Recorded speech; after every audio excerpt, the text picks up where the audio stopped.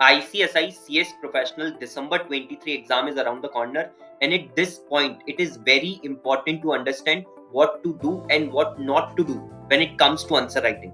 So, in this video, I am presenting the analysis of certified copy of multidisciplinary case studies, that is MCS, which is an open book paper and is getting too much open from the last few attempts. So, without wasting any time, let's get started. So before starting the analysis of the certified copy, एक quick overview MCS जून 23 paper का जो है वो मैं आपको दे देता हूँ। 76 marks का पेपर जो है वो application of mind based paper आया था, और जो 24 मार्क्स का पेपर था वो स्पेसिफिक क्वेश्चंस थे, जिसमें फेमा से 12 मार्क्स का पूछा गया था, रेरा से 6 मार्क्स का पूछा गया था और कंपनीज एक्ट से 6 मार्क्स का पूछा गया था। अब जब मैं ढूंढ रहा था कि ये क्वेश्चंस कहाँ से पूछे गए, कहाँ से बनाए इंस्टीट्यूट ने ये क्वेश्चन, तो मेरे को 4 डॉक्यूमेंट्स मिले हैं। ठीक है, 4 डॉक्यूमेंट्स मेरे को मिले हैं, जिसमें से 76 मार्क्स का पेपर जो है वो फ्रेम करा गया था। इसमें एक डॉक्यूमेंट ऐसा है जिसमें से 52 मार्क्स के क्वेश्चंस पूछे गए, 2 ऐसे डॉक्यूमेंट्स हैं जिसमें से 6 मार्क्स का आपसे पूछा गया, और एक डॉक्यूमेंट ऐसा है जिसमें से 12 मार्क्स का आपसे पूछा गया।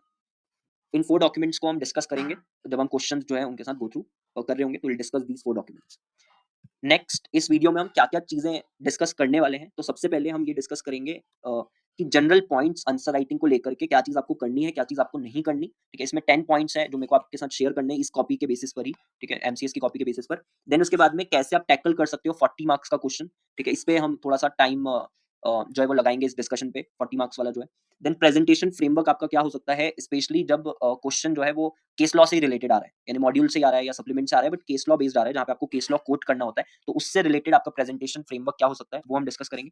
देन जो 15 मिनट का टाइम आपको मिलेगा, ठीक है, वो आप कैसे यूटिलाइज कर सकते हो एमसीएस के पेपर के लिए, हम वो चीज डिस्कस करेंगे।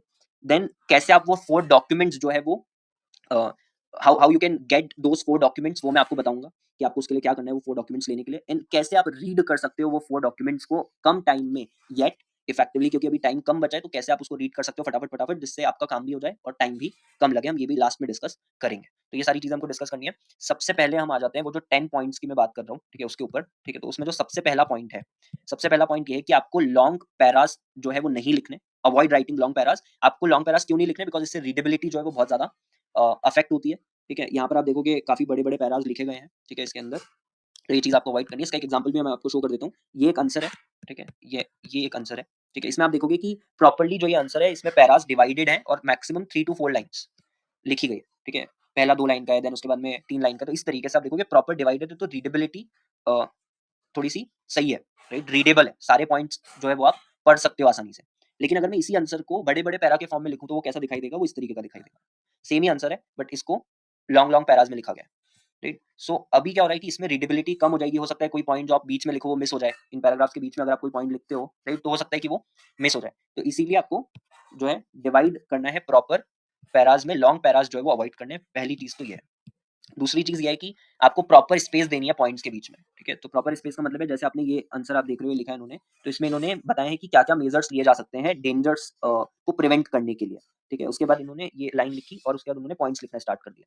तो आपको क्या करना है यहाँ पे, जैसे ही आपने फर्स्ट पैरा लिख दिया कि following measures should be initiated, ठीक है, ये लिखने के बाद में आप एक लाइन छोड़ोगे, ठीक है, आपको एक लाइन छोड़ना है, यहाँ पे आपको एक लाइन छोड़ना है बीच में, और एक लाइन छोड़ने के बाद में आपको ये पॉइंट्स लिखना चालू करना है, और इन पॉइंट्स के बीच में भी आप कोशिश करो कि आप 1 लाइन का गैप दो, ठीक है। हर पॉइंट के बीच को मतलब हर पॉइंट आपने खत्म करा, उसके बाद आपको एक लाइन का क्या करना है, स्पेस देना है, ठीक है।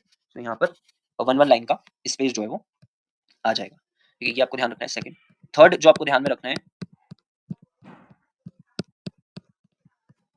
कि आप शॉर्ट फॉर्म्स जो हैं, ठीक है, उनको लिखना अवॉइड करो, ठीक है। शॉर्ट फॉर्म्स कौन से आपको यूज नहीं करने, जो कि जनरली यूज नहीं होते हैं, ठीक है ना, रेगुलर बेसिस पे जो यूज नहीं होते हैं वो आप शॉर्ट फॉर्म्स ना लिखो। जैसे यहाँ पे सेक्शन का शॉर्ट फॉर्म लिखा गया, तो आपको ये अवॉइड करना है, ठीक है। ये जस्ट मैं एक एग्जांपल दे रहा हूँ, ऐसे और भी बहुत सारे शॉर्ट फॉर्म्स हो सकते हैं, तो आपको वो सारे शॉर्ट फॉर्म्स अवॉइड करने हैं जो कि यूजुअली यूज नहीं करे जाते। जो यूज करे जाते हैं वो तो आप ऑब्वियसली यूज कर सकते हो अपने आंसर में, ठीक है, शॉर्ट फॉर्म्स के तौर पे, बट जो नहीं करे जाते वो आपको यूज नहीं करने।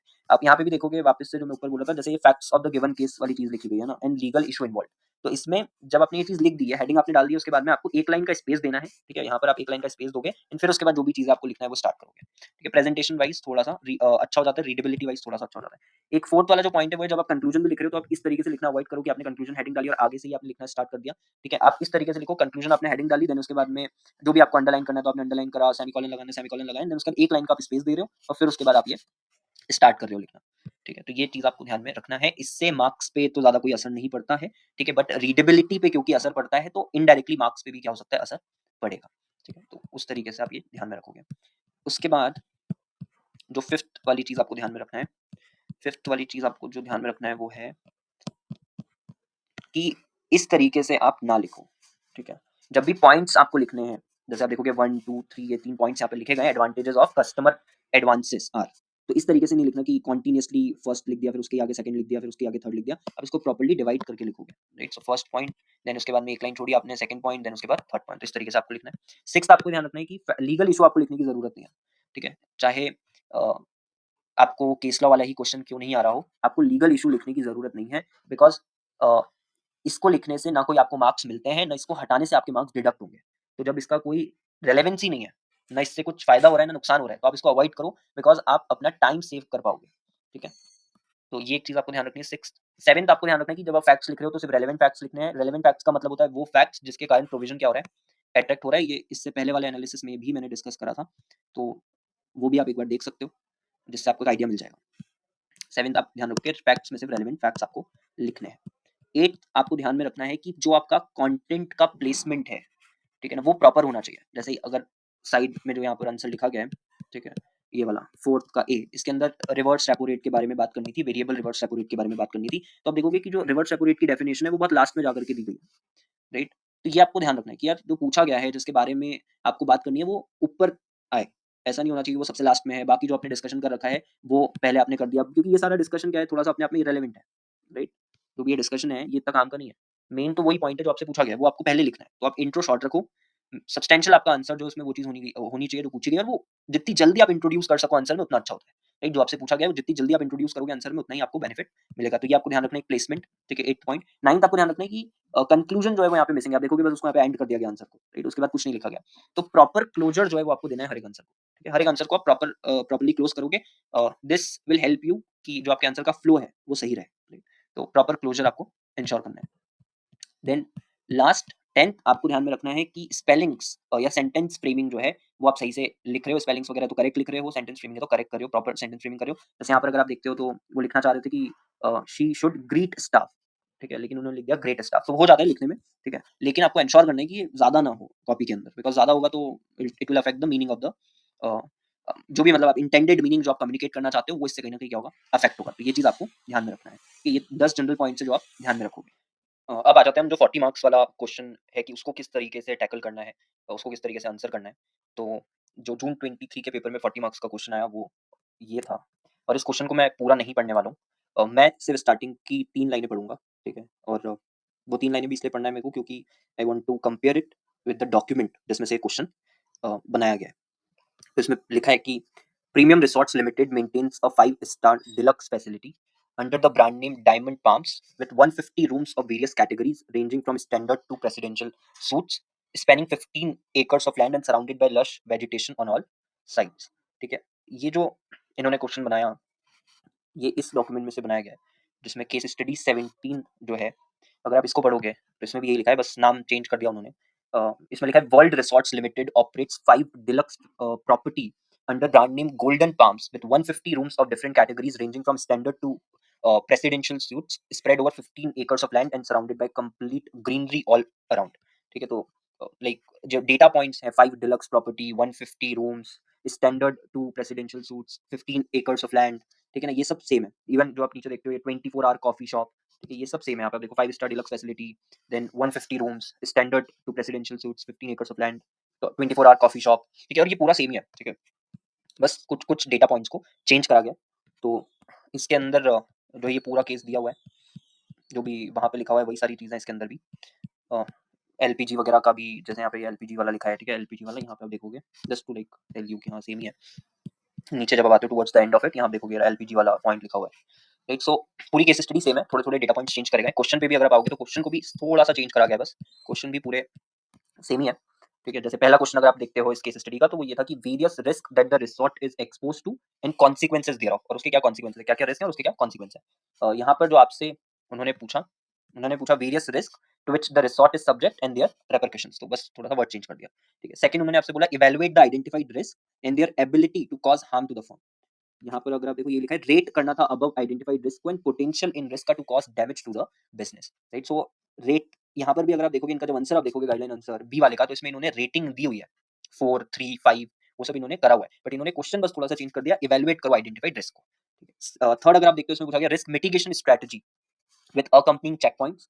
यहाँ पर इन्होंने लिखा action plan to treat the risk including monitoring mechanism. Action plan का मतलब है कि कैसे आप ट्रीट कर सकते हो रिस्क को, तो मिटिगेशन स्ट्रेटजीज, राइट, कैसे डील कर सकते हैं। तो वही सेम चीज, बट क्या करा उन्होंने, जो वर्ड्स है उसको थोड़ा सा चेंज कर दिया। इन लास्ट इन्होंने एक क्वेश्चन और इसके अंदर ऐड कर दिया, जो कि यहाँ पर तो नहीं है इसके अंदर, ठीक है, ये वो क्वेश्चन नहीं है, तो इन्होंने ऐड कर दिया क्वेश्चन खुद से। उन्होंने लिख दिया कैसे प्रीमियम रिसोर्ट फुलफिल कर सकता है नीड्स कॉर्पोरेट क्लाइंट्स की। इन्होंने खुद से ऐड करा है, बाकी के तीनों वही क्वेश्चन से थोड़ा सा उनको चेंज कर दिया बस, और केस स्टडी तो पूरी यही है जो हम यहाँ पर देख रहे हैं। इसके आंसर भी दिए हुए इस डॉक्यूमेंट के अंदर, से क्वेश्चंस नहीं बट इनके आंसर्स भी दिए हुए हैं। आप नीचे आओगे तो आपको यहाँ पे आंसर्स मिलेंगे, आंसर्स टू केस स्टडी 17, ठीक है, पूरा लिखा है वेरियस रिस्क क्या क्या, financial risk, operational, human resource risk, right, strategic risk, compliance management, ये सब इन्होंने लिखा हुआ है। तो एक बार हम क्या करते हैं, सबसे पहले तो मैं आपको ये बता देता हूँ कि जो ये 40 मार्क्स का क्वेश्चन आता है, ठीक है, दो चीजें हो सकती है, या तो ये केस लॉज ही आपको आ जाएंगे जो मॉड्यूल में दिए हुए हैं, उसी को कई सारे केस लॉज को मिला करके वो एक क्वेश्चन बना देंगे और 4 क्वेश्चन आपसे पूछ लेंगे। ऐसा होता है तो ठीक है, आपको मॉड्यूल से आंसर मिल जाएगा, ठीक है, लिखने के लिए। लेकिन अगर इस तरीके का क्वेश्चन आता है, ठीक है, तो ये जो है ना, ये इंग्लिश पैसेज के जैसा है, ठीक है, इंग्लिश पैसेज आपने सॉल्व करा होगा, ठीक है, इंग्लिश के पेपर में जो पैसेज आता था वैसे ही ये है। अंतर सिर्फ इसमें इतना है कि वहाँ पे जो भी क्वेश्चन होते थे उसका आंसर हमको डायरेक्टली पैसेज में से मिल जाता था। यहाँ पे आपको डायरेक्ट आंसर नहीं मिलेंगे, बट आपको कॉन्टेक्स्ट या बैकग्राउंड मिलेगा। तो कॉन्टेक्स्ट या जो बैकग्राउंड आपको मिलेगा, ठीक है, उसके बेसिस पे आपको आंसर जो है वो क्या करने खुद से फ्रेम करने पड़ेंगे, ठीक है। तो जब भी आप अ, इस तरीके की केस स्टडी को टैकल कर रहे हो, सबसे पहली चीज आपको क्या करनी है, सबसे पहले ना आपको ये क्वेश्चंस पढ़ने हैं, ठीक है। सबसे पहले आप क्वेश्चंस पढ़ोगे, क्योंकि अगर आप इन क्वेश्चंस को पढ़े बिना केस स्टडी पढ़ते हो, तो उस केस स्टडी को पढ़ने के पीछे का कोई बेसिस नहीं है आपका, राइट। केस स्टडी पढ़ते वक्त आपको किन चीजों पर ज्यादा एम्फेसिस देना है वो आपको पता ही नहीं है, क्योंकि आपने क्वेश्चंस ही नहीं पढ़े।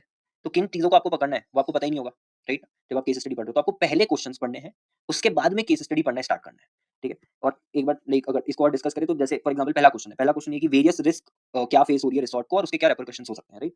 सो जब आपने ये पढ़ लिया, ठीक है, उसके बाद में जब आप सारे ऑब्वियसली आपको पढ़ लेने, चारों पढ़ लेने, ठीक है। मैं जस्ट एग्जांपल के लिए आपको एक पढ़ के और फिर बता रहा हूँ कि कैसे आप कर सकते हो। तो वेरियस रिस्क वाला अगर आपने पढ़ लिया, ठीक है, उसके बाद में जब आप पढ़ने जाओगे तो आप इजीली जब पढ़ोगे आपको आइडेंटिफाई होता जाएगा कि यार किस पैरा के अंदर रिस्क की बात करी गई है। जैसे इस केस स्टडी का जो ये वाला पैराग्राफ है जो ग्रीन में मार्क है, ठीक है, इसमें ऑपरेशनल रिस्क की पूरी बात आपको दिखेगी, ठीक है। नीचे आप आओगे तो यहाँ पे आपको एचआर रिस्क दिख रही है। In the hotel industry it might be challenging to find train personnel, right. So इसके बाद नीचे वाले पैरा पे अगर आप आते हो ये वाला, राइट, तो इसमें realisations were delayed as a result of marketing agencies inadequate collection follow up. तो यहाँ पे आ रहा है फाइनेंशियल रिस्क है, डेट कलेक्शन के अंदर इनएफिशिएंसी है, ठीक है। तो ये जब आपने एक बार क्वेश्चन पढ़ लिया उसके बाद आप पढ़ते हो केस स्टडी, तो आपके लिए आसान होता है आइडेंटिफाई करना कि किन किन चीजों के ऊपर एम्फेसिस प्लेस करना है। अगर आप बिना क्वेश्चन पढ़े पढ़ोगे तो फिर आपको पता ही नहीं है कि यार मेरे को क्या चीज देखनी है क्या चीज नहीं देखनी, ठीक है। तो एक चीज ऐसे ही like for example corporate client वाला भी अगर आप देखते हो तो ये भी आपको खुद से लिखना था, ठीक है। कॉर्पोरेट क्लाइंट वाला जो इन्होंने बोला डी वाला कि कैसे नीड्स फुलफिल हो सकती है, बट इससे रिलेटेड एक लाइन दी हुई है यहाँ पे, ठीक है। यहाँ पे अगर मैं आता हूँ ऊपर सेकंड वाला जो इनका पैरा है, इसमें लिखा है कि being located outside of the city is mostly a resort that caters to corporate clients that hold 1 to 3 day courses for their employees. एक तो अब जब ये लाइन आपने पढ़ ली, आपने पहले क्वेश्चन पढ़ लिया और फिर जब आपने ये लाइन पढ़ी तो आपको ना यहाँ से एक रेफरेंस पॉइंट मिल जाएगा कि यार अच्छा कॉर्पोरेट क्लाइंट जो है वो कोर्सेज वगैरह अपने एम्प्लॉइज के लिए होल्ड करते हैं, तो रिसोर्ट वाले क्या कर सकते हैं उनकी नीड को फुलफिल करने के लिए। तो फॉर एग्जाम्पल की प्रॉपर उनके लिए जो है रूम्स होने चाहिए, right, rooms in the sense की कॉन्फ्रेंस रूम होना चाहिए, टीम एक्टिविटी के लिए रूम होना चाहिए, ट्रेनिंग पर्पस के लिए जो भी इक्विपमेंट्स वगैरह है वो अवेलेबल करवा सकते हो आप, ह्यूज डिस्काउंट उनको दे सकते हो अगर वो बल्क में बुक करते हैं, या कोई कॉन्ट्रैक्ट एस्टैब्लिश कर सकते हो कि 3 महीने का कॉन्ट्रैक्ट, 4 महीने का कॉन्ट्रैक्ट है, ऐसी चीजें करी जा सकती है रिड्यूस प्राइसेस पे। चार्जिंग स्टेशंस प्रॉपर होने चाहिए। तो ये सारे पॉइंट्स जो है वो आप लिख सकते थे, ठीक है, कि कैसे रिसोर्ट जो है उनकी नीड को पूरा कर सकता है। और आंसर में भी कुछ कुछ ऐसी चीजें लिखी हुई है इनके गाइडलाइन आंसर में भी, बट यहाँ से वो आपको रेफरेंस पॉइंट मिल जाता कि यार 1 से 3 दिन के कोर्सेज अगर एम्प्लॉइज के लिए करे जा रहे हैं तो ऑब्वियसली किन किन चीजों की रिक्वायरमेंट होगी, ठीक है, पूरी करने के लिए जरूरत। तो पहली चीज यही करना है आपको, पहले आप क्वेश्चन पढ़ोगे, उसके बाद में आप जो है केस स्टडी पढ़ोगे, आपके लिए ढूंढना बहुत आसान हो जाएगा। किन किन पैरास पे फोकस करना है वो आइडेंटिफाई करना आपके लिए आसान हो जाएगा, ठीक है। इसके बाद जो इसमें बी और सी है, ठीक है, तो जो बी वाला क्वेश्चन है वो फॉलोड बाय ए है। बेसिकली आपने पहले रिस्क आइडेंटिफाई कर ली, तो उसके बाद में अब आपको इवैल्यूएट करना है उन रिस्क को, यानी असेसमेंट करना है उन रिस्क का। और जो थर्ड वाला है सी वाला, वो ये है कि रिस्क भी आइडेंटिफाई हो चुकी है, आपने असेसमेंट भी कर लिया, तो अब उसको मिटिगेट कैसे कर सकते हैं वो बता दो। तो इससे रिलेटेड कुछ भी आपको इस केस स्टडी में नहीं मिलेगा, ये आपको खुद से लिखना है, बट आप ये लिख सकते हो on the basis of the risk जो आप आइडेंटिफाई करोगे ए के अंदर। तो ए के अंदर अगर आपने रिस्क प्रॉपर्ली आइडेंटिफाई कर ली तो बी और सी जो है वो ऑटोमेटिकली आप लिख लोगे, ठीक है। तो ये चीज आपको इसमें ध्यान में रखना है। अब अगर इसके आंसर पे आते हैं हम, ठीक है, तो ये इसका गाइडलाइन आंसर है जो यहाँ पर लिखा हुआ है आंसर, उसको एक बार देखते हैं, ठीक है। पहले इसमें उन्होंने क्या लिखा कि सबसे पहले 1 के ए में जहाँ पे रिस्क आइडेंटिफाई करनी थी, उसमें इन्होंने लिखा सबसे पहले रिस्क का मतलब क्या होता है उसका क्लासिफिकेशन, ठीक है, ये चीज उन्होंने लिखी सबसे पहले। उसके बाद में उन्होंने ये एक पैराग्राफ लिखा है, ठीक है। इस पैराग्राफ का मेरे अकॉर्डिंग तो ये पैराग्राफ की कोई रिक्वायरमेंट नहीं है, दो ऑब्वियसली क्योंकि ये आंसर थोड़ा-सा खुद से फ्रेम करके लिखना था तो इसीलिए उन्होंने ये पैरा लिखा होगा, बट इसकी ज़रूरत नहीं है। सो प्लीज़ मेक श्योर आपको ये भी ध्यान रखना है कि क्या चीज़ आपको इंक्लूड करनी है और क्या चीज़ आपको इंक्लूड नहीं करनी है, ठीक है? आगे ये जितना भी कुछ लिखा हुआ है, ये इतना रेलेवेंट नहीं था इस आंसर के लिए, ठीक है? मेन जो मैंने आपको पहले भी बोला ऊपर कि जितनी जल्दी आप वो चीज़ इंट्रोड्यूस करोगे जो क्वेश्चन में माँगी गई है, उतना अच्छा होगा। उसी के बेसिस पे आपको मार्क्स मिलते हैं। तो आप देखोगे यहाँ पर कोई मार्क्स नहीं मिला है, ठीक है? इसके लिए कोई मार्क्स नहीं दिए गए। नीचे जब उन्होंने लिखा है कि फाइनेंशियल रिस्क क्या-क्या फेस हो रही है, ठीक है? इसमें इन्होंने क्या करा एक और चीज़ जो मैं इसमें आपको अ, बोलूँगा वो ये कि आपको ना जेनेरिक पर्सपेक्टिव से आंसर नहीं लिखना है, ठीक है? फाइनेंशियल रिस्क उन्होंने क्या करा लिखा कि financial risk faced in then commodity risk, liquidity risk, operational risk, legal risk, ठीक है? Types of non financial risk में business risk, strategy risk, compliance risk, reputation risk, transaction risk, ये चीज़ लिख दी गई बट ये केस स्टडी पर्सपेक्टिव से नहीं लिखा गया। ये जेनेरिक पर्सपेक्टिव से लिखा गया जो जीआरएमसी सब्जेक्ट के अंदर रिस्क मैनेजमेंट में यूजुअली दिया हुआ है, ठीक है? रिस्क मैनेजमेंट के चैप्टर में जो क्लासिफिकेशन दिया हुआ है, वो यहाँ पर लिख दिया गया, ठीक है? बट इसको केस स्टडी के पर्सपेक्टिव से लिखना बहुत ज़रूरी है।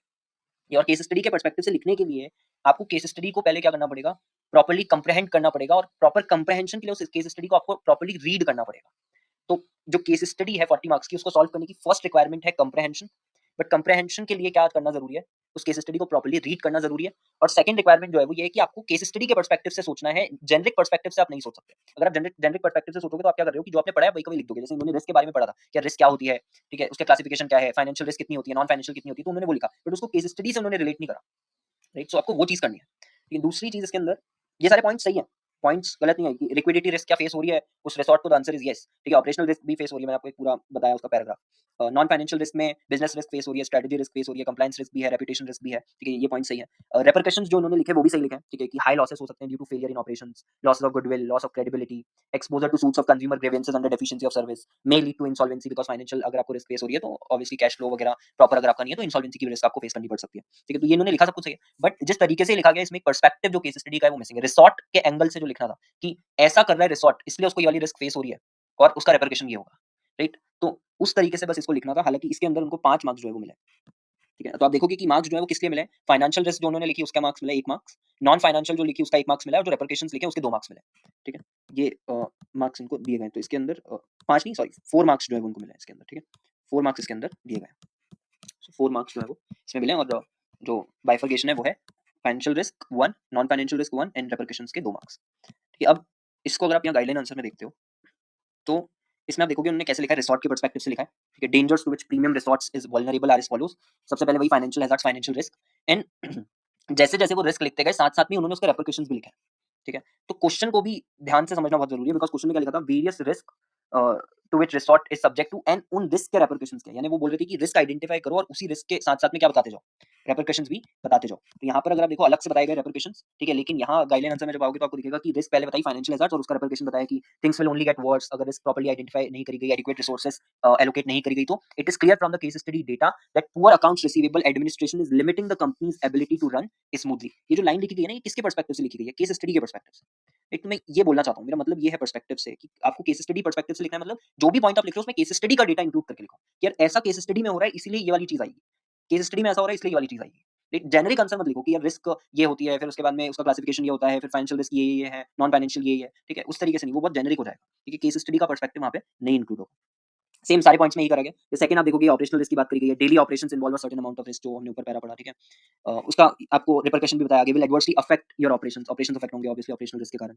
Then threat from human resources उसका रिपरकशन भी बताया कि इसके कारण वो लेवल ऑफ सर्विस नहीं डिलीवर हो पाएगी, ठीक है? जिससे कि कस्टमर्स क्या रहें, हैप्पी रहें, ठीक है? सैटिस्फाइड रहें कस्टमर्स। तो इस तरीके से इस आंसर को पूरा फ्रेम करने की जरूरत थी। तो ये आपको ध्यान रखना है, ठीक है? रिक्वायरमेंट्स बड़ी इंपॉर्टेंट है इस क्वेश्चन के लिए। जो मैंने बोला कंप्रहेंशन की, ये आंसर आप उतना ही अच्छा लिख पाओगे जितने अच्छे से आप इसको कंप्रहेंड करोगे, ठीक है? उस केस स्टडी में जो चीज़ें लिखी है, ठीक है? बिकॉज़ उस केस स्टडी में सारी चीज़ें आपको मिल जाएँगी। ये सारे डेटा पॉइंट्स केस स्टडी से ही निकाले गए हैं। तो इस आंसर में आप देख रहे हो गाइडलाइन आंसर में, ठीक है? सबके रेपरकशंस लिखे गए, रिस्क लिखी गई, रेपरकशन लिखे उन्होंने। सेकंड अगर आप आते हो बी वाले पे, तो बी वाले में इन्होंने रिस्क असेसमेंट की बात करी। ये कुछ-कुछ पॉइंट्स यहाँ पर मतलब सही बातें लिखी गई कि रिस्क इवैल्यूएशन और असेसमेंट जो है वो एक तरीका है जानने के लिए कि कितनी सिग्निफिकेंट है हर एक रिस्क और फिर आपको क्या करना होता है जब आप इवैल्यूएट करते हो रिस्क को, तो आपको डिटरमाइन करना होता है कि रिस्क लो है, मीडियम है या हाई है, ठीक है? ये आप डिटरमाइन करते हो तो वही चीज़ की रेटिंग आप दे रहे हो एक तरीके से, ठीक है?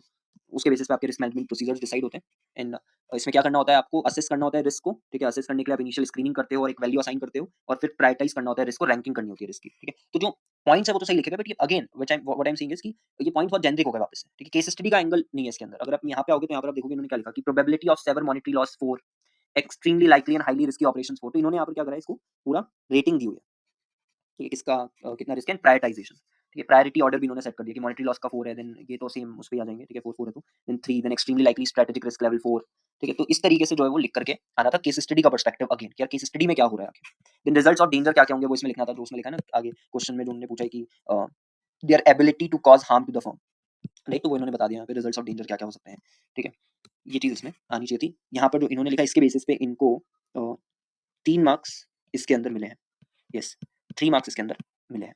ठीक, बीच बीच में जो आपको दिख रहा है पेज कटा हुआ, ये इसलिए क्योंकि वो रिपीटेड है इसीलिए। ठीक है, तो जस्ट इग्नोर दिस। 3 मार्क्स जो इसमें मिले इसके अंदर, बट हाँ जो लिखा गया कंटेंट वो रेलेवेंट ही लिखा गया, रिस्क असेसमेंट वाली चीज इसमें लिखनी थी, और जो प्रायोरिटी वाली चीज है वही इसके अंदर लिखनी थी।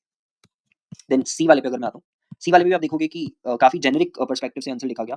जैसे उसमें लिखा था रिस्क मिटिगेशन स्ट्रेटजी, तो रिस्क मैनेजमेंट में पढ़ते हैं जीआरएमसी के अंदर कि क्या क्या तरीके हैं, ट्रांसफर कर दो रिस्क को या अवॉइड करो रिस्क, एब्जॉर्ब करो रिस्क को, है ना, वो सारी चीजें। तो वही यहाँ पर भी लिखा गया, पहले रिस्क मिटिगेशन समझा दिया गया और फिर उसके बाद में इन्होंने transfer risk, right, then tolerate risk और रिस्क रिटेंशन जो होता है, देन उसके बाद reduce risk, avoid risk, combine risk, hedging risk. ठीक है, ये सारी चीज लिखी गई।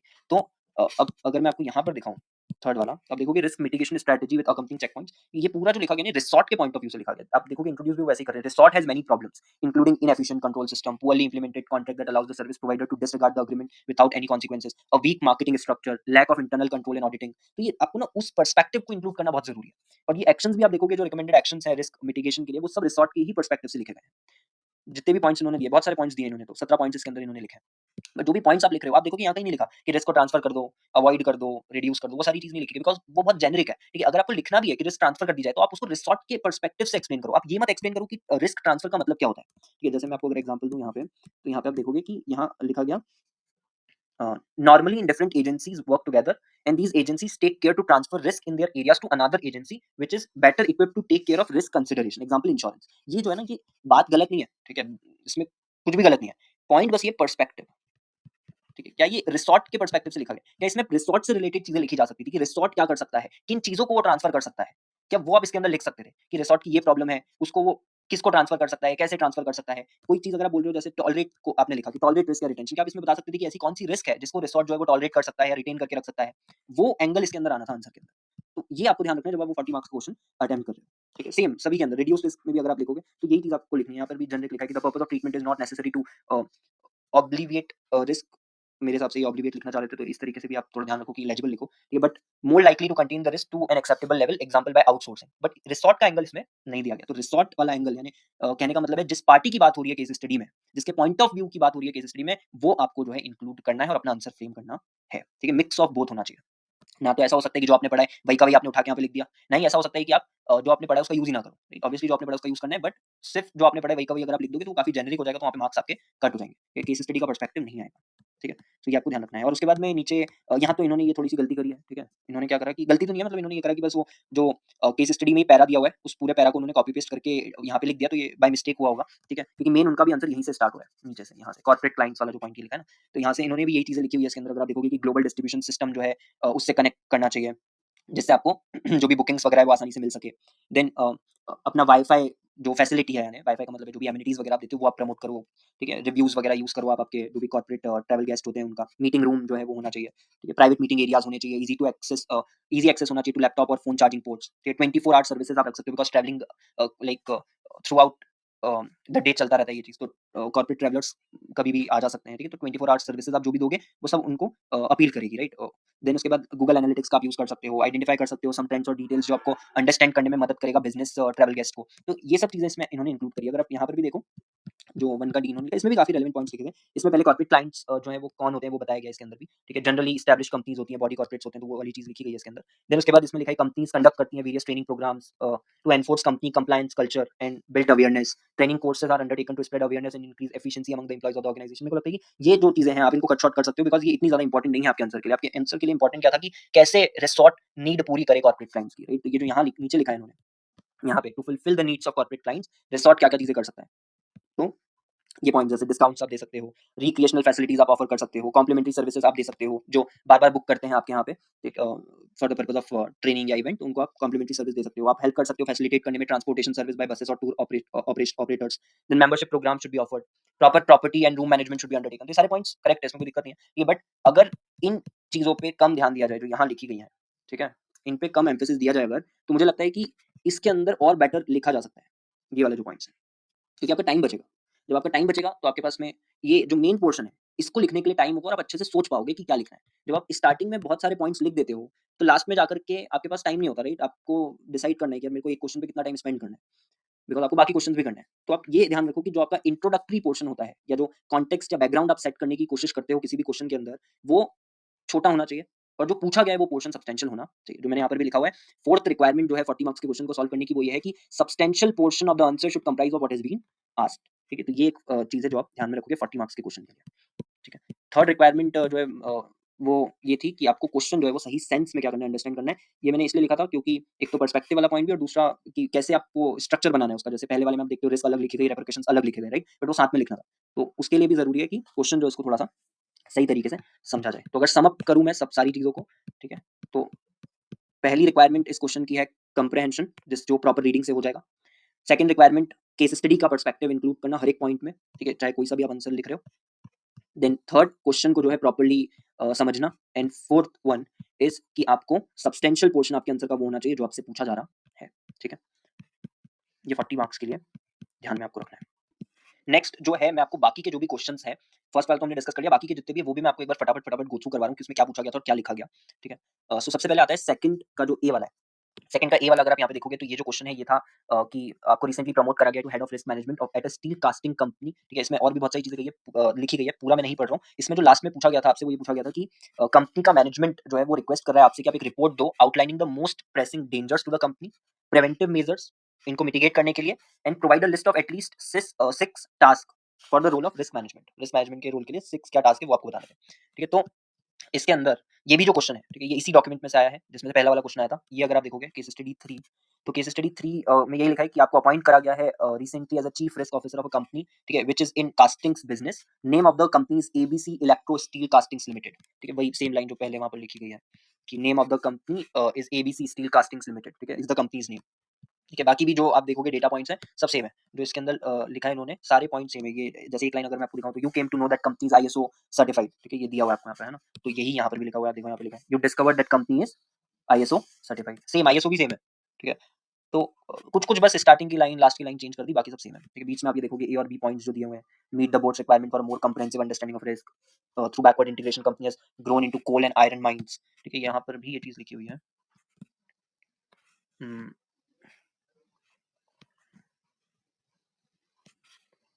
ये रहा backward integration which comprises coal mines and iron mines. तो बैकवर्ड इंटीग्रेशन की बात यहाँ पर भी लिखी गई है। तो कुछ-कुछ चीज़ें बस चेंज करी है उन्होंने, बाकी पूरी केस स्टडी क्या है ये सेम है। क्वेश्चंस थोड़े से उन्होंने चेंज कर दिए हैं यहाँ पे। जैसे यहाँ पे क्वेश्चन ये पूछा गया था कि you have been asked to give a report to the company's management which should contain the key risk affecting the company, कि क्या रिस्क अफेक्ट करती है कंपनी को, वो इसमें इन्होंने पूछा था। यहाँ पर क्या पूछा गया आपसे कि भाई एक तो डेंजर्स बताने हैं आपको, यानी की रिस्क क्या अफेक्ट करती है वो तो पूछा ही है। प्रिवेंटिव मेजर्स भी पूछ लिया आपसे उन्होंने और 6 जो टास्क है, ठीक है ना, वो भी आपसे पूछेगा। बट आप इसका गाइडलाइन आंसर अगर देखोगे तो उसमें उन्होंने क्या करा है ना, उन्होंने डेंजर्स टू द कंपनी नहीं बताए, उन्होंने प्रिवेंटिव मेजर्स भी नहीं लिखे हैं, उन्होंने सिर्फ ये चीज़ लिखी है लास्ट वाली, provide a list of at least 6 task for the role of risk management.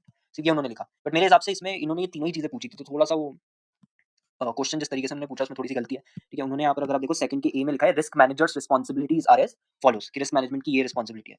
ठीक है, तो यहाँ पर अगर मैं आता हूँ इस कॉपी में तो उन्होंने कैसे लिखा है, उन्होंने कंप्लायंस का मतलब पहले तो समझा दिया। ठीक है, फिर उसके बाद में अगेन उन्होंने डेंजर्स लिखे, क्या-क्या डेंजर्स हो सकते हैं, तो cessation of business activity, civil action, punitive action, public embarrassment, damage to goodwill, attachment of bank account, ठीक है ना? ये नॉन कंप्लायंसेस के क्या-क्या होते हैं, जो एसएससीएम डीडी के अंदर दिए हुए हैं। वो इन्होंने यहाँ पे मेंशन कर दिया। उसके बाद में उन्होंने लिखा कि प्रिकॉशनरी मेजर्स क्या-क्या हो सकते हैं, प्रिवेंट करने के लिए क्या-क्या करा जा सकता है, ठीक है? तो वो ये पॉइंट्स लिखे उन्होंने, देन उसका टास्क क्या-क्या है वो उन्होंने लिखा यहाँ पे, ठीक है? तो understand compliance obligation, assess the risk, compliance risk, address करना, evaluate performance, risk reporting, risk monitoring. तो ओवरऑल ये आंसर जो है ये कंप्लायंस रिस्क उन्होंने आइडेंटिफाई करा एज़ अ मेजर थ्रेट, ठीक है? जो डेंजर है वो आइडेंटिफाई करा कि मेजर जो प्रॉब्लम है वो है कंप्लायंस रिस्क की, और उसके बेसिस पे अ ये चीज़ें हैं, ये डेंजर्स हैं, और फिर उसके बाद ये उसके लिए प्रिकॉशंस हो सकते हैं, प्रिवेंटिव मेजर्स हो सकते हैं, और ये टास्क है। ठीक है, इसके बेसिस पे इनको 3 मार्क्स इसके अंदर मिले, ठीक है? जो चीज़ें लिखी गई है वो अच्छे से ही लिखी गई है, सही भी है वो, गलत नहीं है, ठीक है? लेकिन जो टास्क वाला पॉइंट है, उस पे इनका मेजर फोकस था गाइडलाइन आंसर के अंदर। बट ऑब्वियसली कोई भी पढ़ेगा अगर उसको तो यही लगेगा कि यार उसमें 3 चीज़ें पूछी जा रही हैं, ठीक है? तो उन्होंने वो तीनों चीज़ें बता दी, ठीक है? उसके बाद इसके बाद जो क्वेश्चन नंबर 2 बी वाला है, ठीक है, उसके अंदर आप देखो इसमें लिखा है क्रेडिट पोर्टफोलियो जो है गार्गी बैंक लिमिटेड का is approximately rupees 10 billion. The following are some of the most important characteristics of the portfolio. Construction industry accounts for 20% of the portfolio exposure. 30% of the revenues are generated by just 2 clients. They belong to construction and building material sector. इसमें आपसे पूछा गया था कि credit portfolio के अंदर क्या कोई सिग्निफिकेंट अनडाइवर्सिफाइड रिस्क है, और some suggestion include some suggestions for boosting diversity if this is the case. ये भी क्वेश्चन आपसे इसी डॉक्यूमेंट में से पूछा गया। इसका जो केस स्टडी 2 है सेम है। ABC bank limited is a bank in India and has a credit portfolio of 10 billion. The key portfolio features are given below. ठीक है, वही 20% वाली चीज, 30% वाली चीज आप देखोगे construction and building material sector. ठीक है, क्वेश्चन भी सेम है। एक ही वाला क्वेश्चन नहीं है बस इसमें कि discuss the portfolio level risk in this portfolio. ये उन्होंने नहीं पूछा आपसे, उन्होंने पूछा क्या सिग्निफिकेंट अनडाइवर्सिफाइड रिस्क है क्रेडिट पोर्टफोलियो में, और अगर है राइट तो suggest how further diversification can be achieve, कैसे अचीव करा जा सकता है डाइवर्सिफिकेशन। ठीक है, तो सेम ही क्वेश्चन था ये भी। इसमें इन्होंने सबसे पहले जो लिखा है कि there are substantial portfolio risk including those listed below. ठीक है, तो ये इन्होंने बता दिया कि क्या-क्या है। ठीक है, और उसके बाद में इन्होंने नीचे आप देखो कि अ, किस तरीके से सजेशंस जो उन्होंने पूछे थे, ठीक है, वो जो है अलग से उन्होंने नहीं बताए हुए हैं। ठीक है, तो ये एक थोड़ा-सा पॉइंट है कि यहाँ पे उनको थोड़ा एक्सप्लेन करना चाहिए था जो सजेशन वाली चीज़ है। ठीक है, मे बी सजेशन इसलिए नहीं बताई क्योंकि कोई रिस्क नहीं है। हालाँकि यहाँ पर अगर आप देखोगे तो यहाँ पर दिया हुआ है। ठीक है। अच्छा, यहाँ पर भी अगर आप देखते हो सजेशन यहाँ पर भी नहीं दिया उन्होंने। उन्होंने सिर्फ बताया कि सिग्निफिकेंट पोर्टफोलियो रिस्क क्या-क्या है, और फिर उसके बाद में लिखा है कि uh, intelligent efforts of the portfolio manager of this bank can mitigate all these diversifiable risk in such a manner that there is no serious threat to the bank survival. तो इसीलिए जो है वो कोई फर्दर डाइवर्सिफिकेशन को लेकर के suggestion वगैरह नहीं दिया गया। ठीक है, बिकॉज़ उसमें लिखा है ना कि अगर है एग्जिस्ट करता है अनडाइवर्सिफाइड रिस्क तो ही आपको सजेशन देना है। तो आंसर भी वहीं से कॉपी पेस्ट करा है इन्होंने, थोड़ा-सा चेंज कर दिया बस। ठीक है, बट इस तरीके से इसको लिखना था।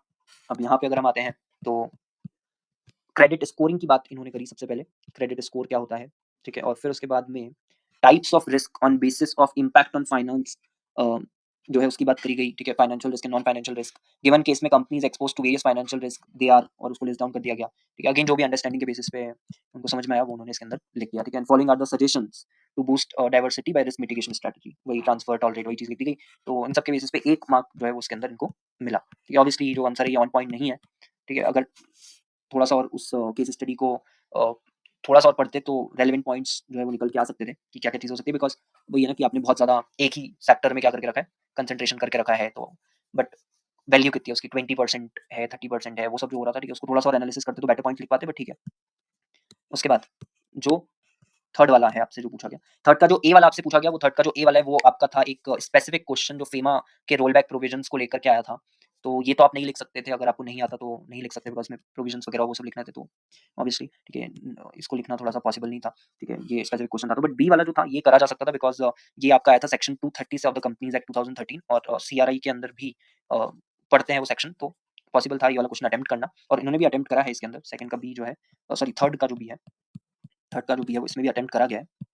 यहाँ पर, ठीक है, तो इसको हम डिस्कस करेंगे, बट इसके पहले ये जो क्वेश्चन है ये आया कहाँ से था, ठीक है? तो ये क्वेश्चन जोका एग्रीकल्चरल इक्विपमेंट्स लिमिटेड का जो क्वेश्चन है ये आया था आपका यहाँ से, सेम क्वेश्चन इस डॉक्यूमेंट में से, ठीक है? A meeting of members of Joka agricultural equipments limited was convened, बस कंपनीज एक्ट 1956 को चेंज करके इन्होंने लिख दिया यहाँ पे कंपनीज एक्ट 2013।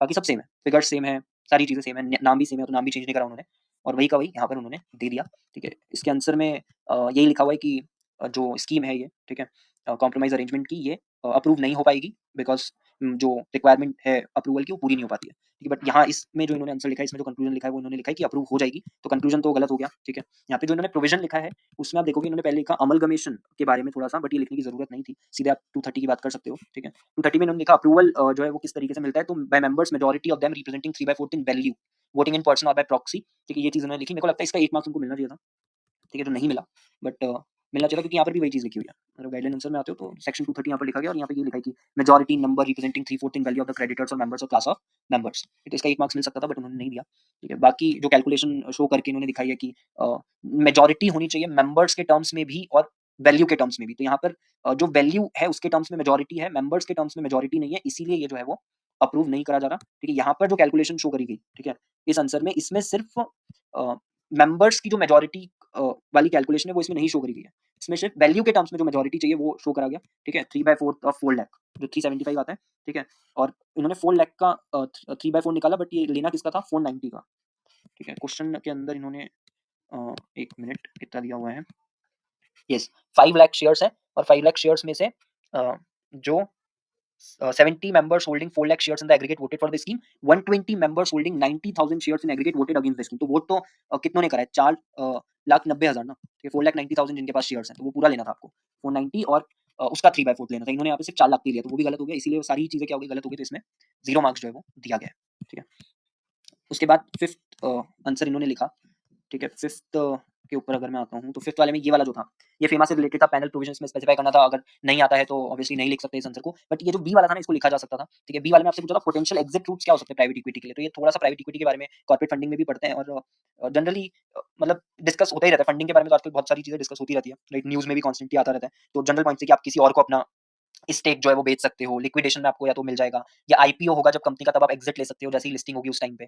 तो इस तरीके से कॉमन सेंस के बेसिस पे आंसर अटेम्प्ट करा जा सकता था, राइट। बट ये तो नहीं कर सकते ए वाला तो, क्योंकि इसमें तो प्रोविजन लिखने थे। तो ए वाला इन्होंने यहाँ पर लिखा, बट ये ए वाला पूरा ही गलत हो गया, क्योंकि जो भी इन्होंने लिखा वो गलत ही लिखा, ठीक है। तो ये पूरा गलत है, इसलिए इसमें 0 मार्क्स मिले। बट जो बी वाला, इसके बाद आप देखोगे जो बी वाला इन्होंने अटेम्प्ट करा उसके अंदर जो एग्जिट रूट पूछे गए थे, तो एग्जिट रूट की बात नहीं करी गई इसके अंदर। इसमें प्राइवेट इक्विटी एक्सप्लेन करा गया, वेंचर कैपिटल इसमें बताया गया, टाइप्स ऑफ प्राइवेट इक्विटी बताया गया इसके अंदर। उसके बाद इसमें वेंचर कैपिटल के अंदर ग्रोथ कैपिटल और types of venture capital financing in later stage financing, buyouts, buy in, replacement capital, ये सब चीजें डिस्कस करेंगे, बट ये सब कुछ भी रेलेवेंट नहीं था इस आंसर के लिए। इसमें सिर्फ रेलेवेंट ये लिखना था आपको कि क्या पोटेंशियल एग्जिट रूट्स अवेलेबल है, ठीक है। तो ये एक पॉइंट इन्होंने यहाँ पर लिखा था, ये वाला, ठीक है। ये एक बार वापस से मैं इसको मार्क कर देता हूँ, ये वाला जो पॉइंट इन्होंने लिखा है यहाँ पर, after that he can also do offer for sale where he can offer existing securities of promoters and directors where they can get an exit opportunity। तो आईपीओ में ही जनरली हम देखते हैं कि ऑफर फॉर सेल होता है और वहां पे आप एग्जिट ले सकते हो, राइट। आपके पास जो स्टेक है वो आप ऑफलोड कर सकते हो वहां पे। तो ये पॉइंट मैच होता है, ठीक है। इसके बेसिस पे इनको जो है 8 मार्क्स जो है वो दिया गया, ठीक है, इस क्वेश्चन के अंदर। इसके गाइडलाइन आंसर पे अगर मैं आऊँ, तो ए वाला तो ऑब्वियसली प्रोविजन है सेक्शन 11(3), तो ये तो नहीं लिख सकते थे बिना उसके, बिना अगर पढ़ा नहीं है, याद नहीं आ रहा तो। लेकिन ये लिखा जा सकता था वेरियस एग्जिट्स, ठीक है। आईपीओ आप देखोगे यहाँ पे लिखा है, ठीक है। सेकेंडरी परचेज हो सकता है, कोई और आप किसी और को बेच दो, ठीक है। आईपीओ तक वेट करने की जरूरत नहीं, आप बीच में किसी और को ऑफलोड कर दो।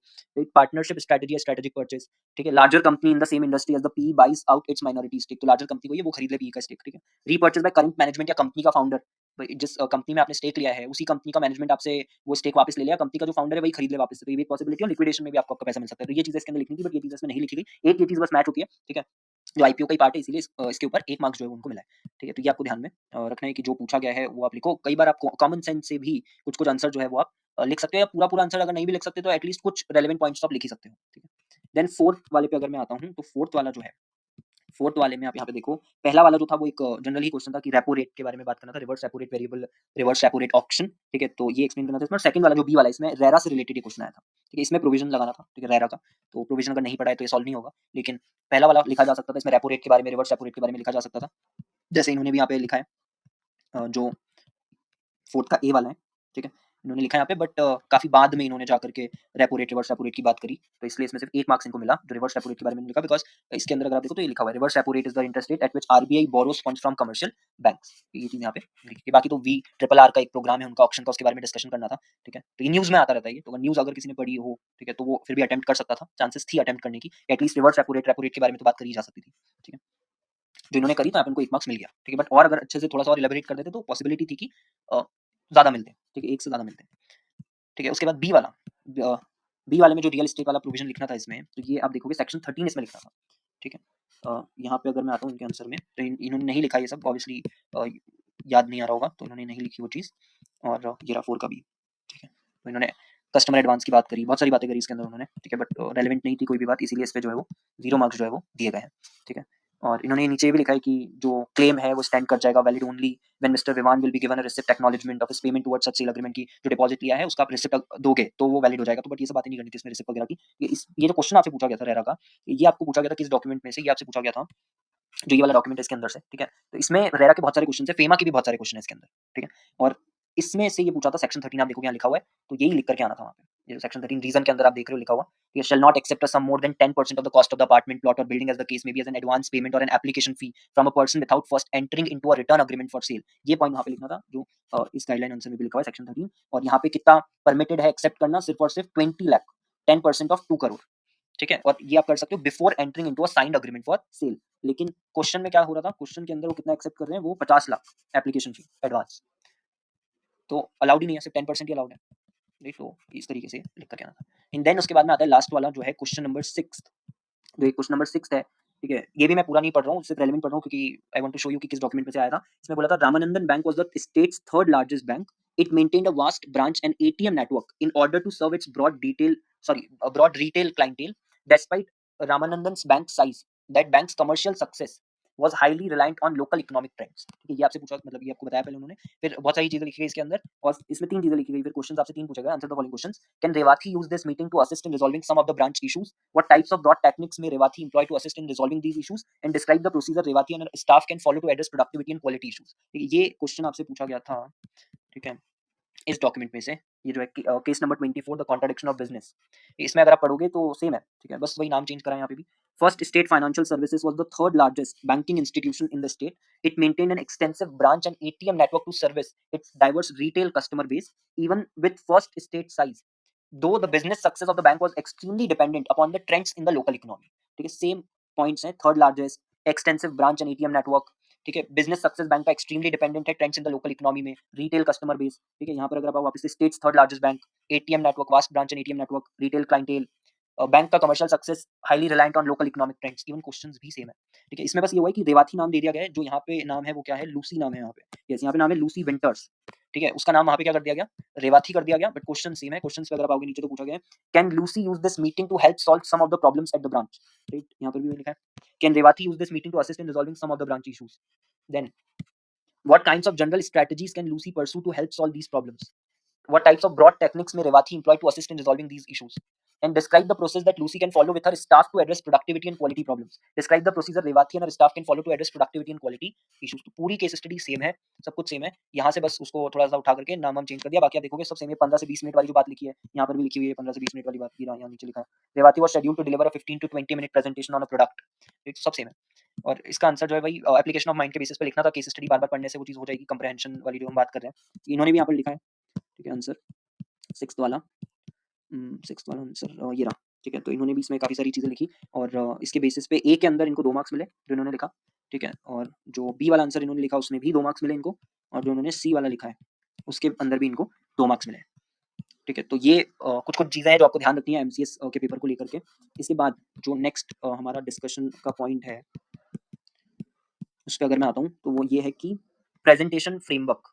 ठीक है, प्रेजेंटेशन फ्रेमवर्क क्या हो सकता है, possible presentation framework for case laws के लिए। तो केस लॉस केस में आप क्या कर सकते हो ना, कि जो आपका इंट्रोडक्टरी लाइन है, आपकी इंट्रोडक्टरी लाइन क्या हो सकती है केस लॉ के अंदर, वो हो सकती है the facts of the case,